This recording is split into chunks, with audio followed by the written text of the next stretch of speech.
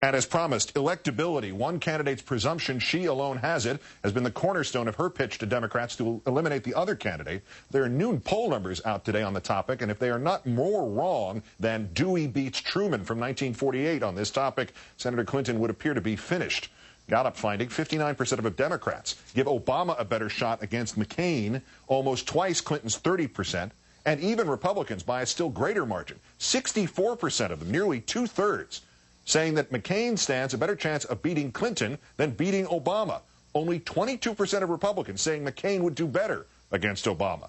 This poll coming the same week as top Clinton advisor Harold Ickes revealed to TalkingPointsMemo.com that he's telling Democratic superdelegates to vote for Clinton because Obama will have the electability problems in November. 20 days to the Pennsylvania primary, and a Quinnipiac poll showing Clinton now up by 9 there with a Keith number of 10.5 and down from the 12-point margin she enjoyed in that same poll in the middle of last month. We turn now to MSNBC political analyst and senior Washington correspondent for Newsweek, Howard Fineman. Howard, good evening to you. Hi, Keith. If we stipulate that you can probably find any poll somewhere, they'll tell you anything you want, including that Dewey did beat Truman. Is there solid evidence? What kind of evidence does the Clinton camp offer to the superdelegates, to the people they're trying to convince who are not superdelegates, that she and not he can put the best fight up against McCain when their poll numbers this broad saying the opposite? Well, in talking to them, it's less a matter of solid evidence than deep fears. They say that Hillary's got the experience, and that's going to be her calling card against John McCain, who's got oodles of that. They try to point on the Clinton camp side to Ohio and New Hampshire and other swing states that Hillary has won in the Democratic race. And they try to say that Obama's support among Republicans and independents, which is strong in all these polls we're looking at, is going to fade away as the fall campaign begins. So they're really more arguing against Obama's electability in the face of all these polls than they are for their own candidate's electability. It's more raising fears about Obama's strengths than about Hillary's. Yeah, but if a poll of Republicans suggests that only 22% think McCain will run better against Obama than he would against Senator Clinton, let's assume there are a lot of Republicans misleading the pollsters. But to make that a completely invalid poll, it would have to be half or more of the respondents lying to the pollsters, would it not? Well, Keith, you know, to use a phrase from the law, you know, if you have the evidence, you use it. If you don't, you pound on the table.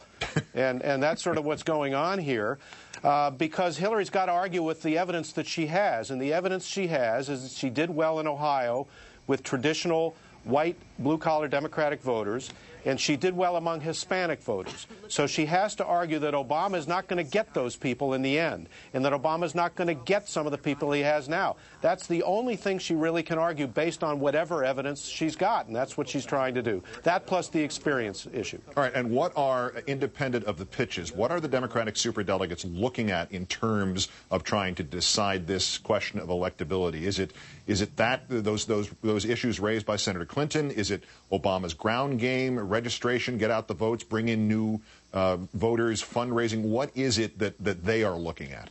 I think what those superdelegates are looking at, even some of the Clinton people I've talked to who are superdelegates, are impressed with the skill of the supposedly novice, but not actually novice, Obama campaign, except for underestimating the power of Reverend Jeremiah Wright's remarks. The Obama campaign so far has been superbly run. They're a new paradigm of a campaign, of a political organization. It's the equivalent of distributed computing and computers.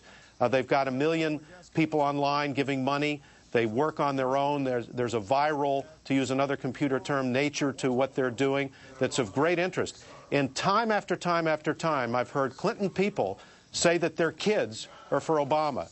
And you had Bob Casey, the senator of Pennsylvania, the Democrat, who is very much helping Obama now, saying one main reason why he went for Obama is that his daughters told him he had to do it. Believe me, that is impressing superdelegates, even in including the undecided ones. All right, so quickly, why then in this time when it seems like there's a steamroller in terms of endorsements and it's been a pretty clean slate in favor of Obama over Clinton, why are these superdelegates, why are the other Democrats still holding back? On both sides. Well, they're hanging back, number one, because they want to be influential. They wouldn't be politicians if they didn't want that.